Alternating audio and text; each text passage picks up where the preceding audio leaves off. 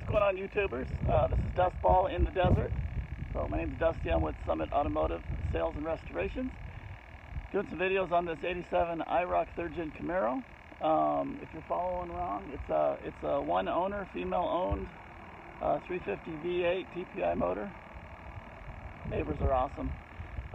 Anyways, so we've gone to a lot with this car. This is just a quick little update on some stupid stuff that you don't think about when you're trying to put a car back together.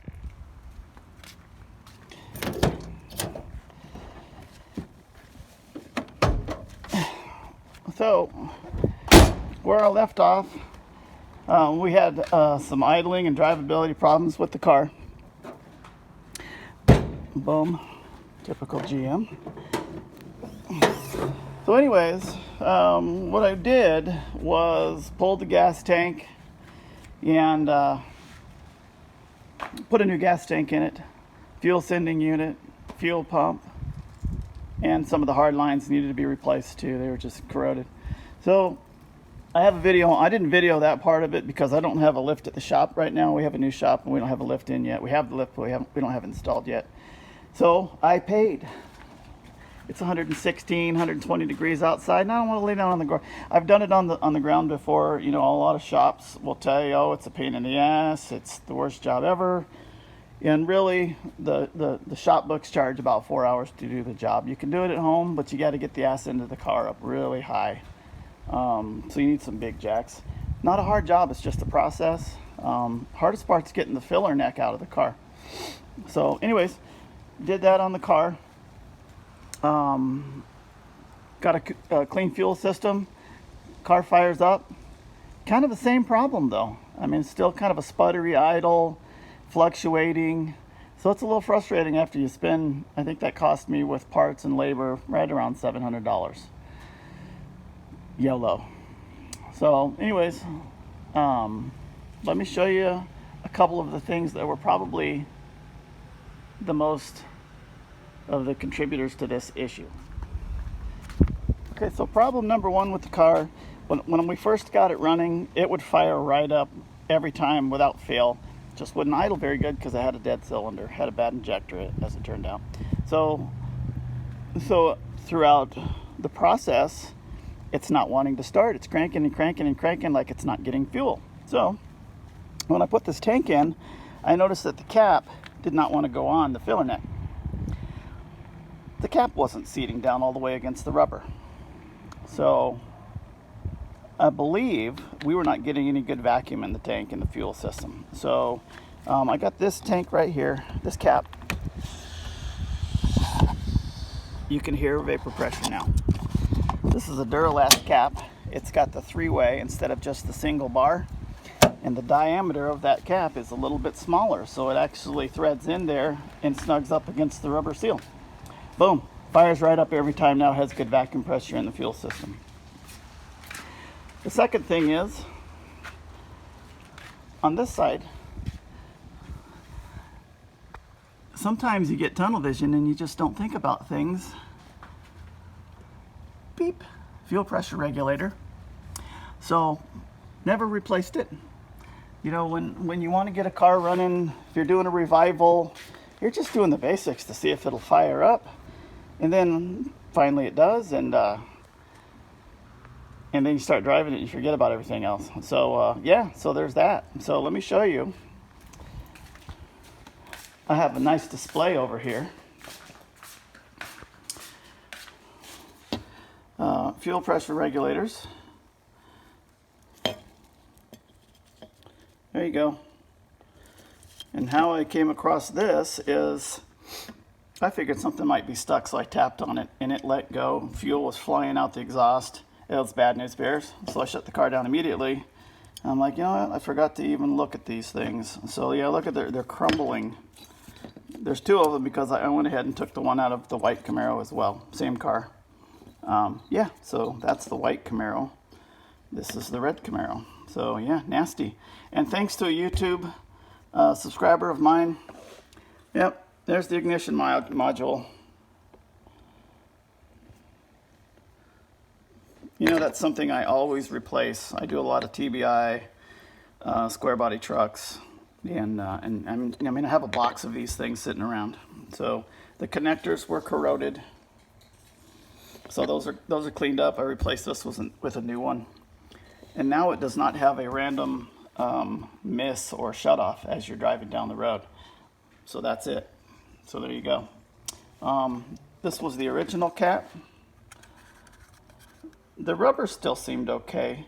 It's just the diameter right here was a little bit too thick for the, I don't know how it happens, but it wouldn't go down all the way. It'd click, but it wasn't seating against that. There's no pressure in the tank.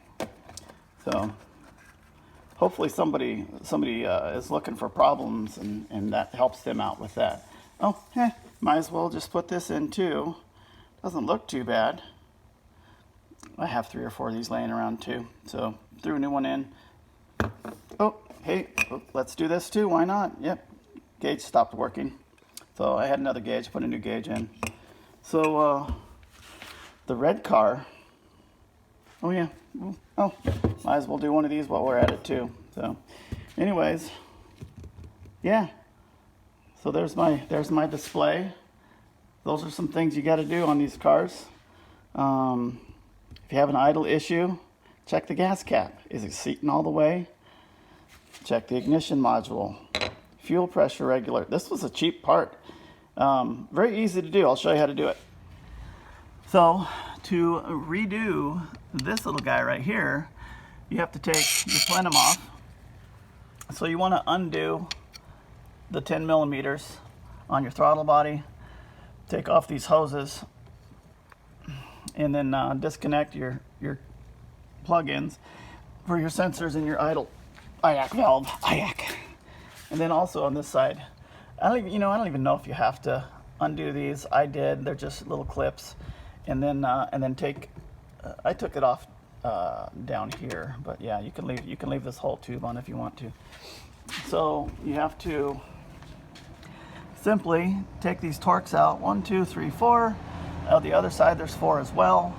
And you can just lift this up and tip it over sideways. You don't even have to remove it from the car. You can just lift it up and turn it over.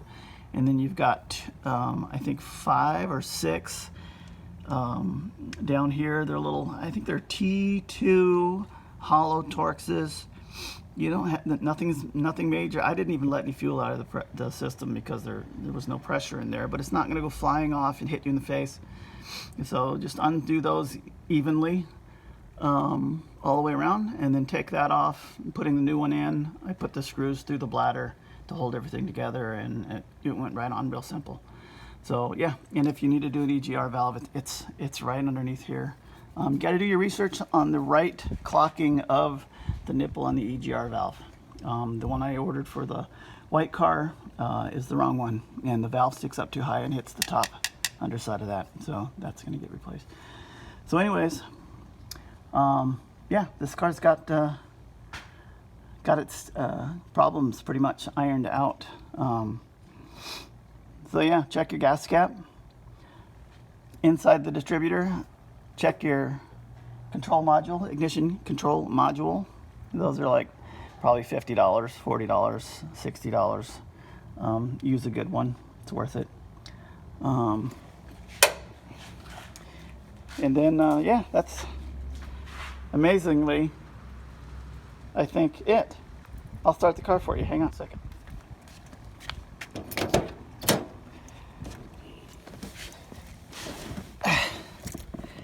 Videos have slowed down a little bit because it has been a 119, 118, 120.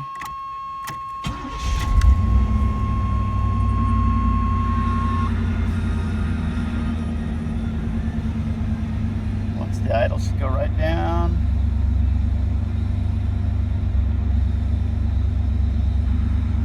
That's a cold start.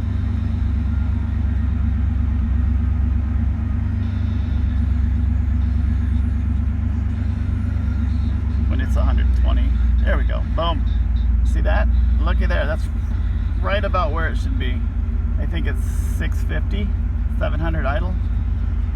The volts gauge is working. Of course, the gas is perfect now because that's all brand new. I did the bypass on the throttle body for the coolant line, so there's no coolant running through it now. That's an easy little mod to do. Anyways, yeah.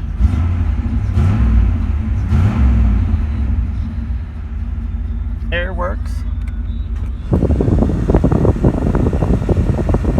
Boom, boom.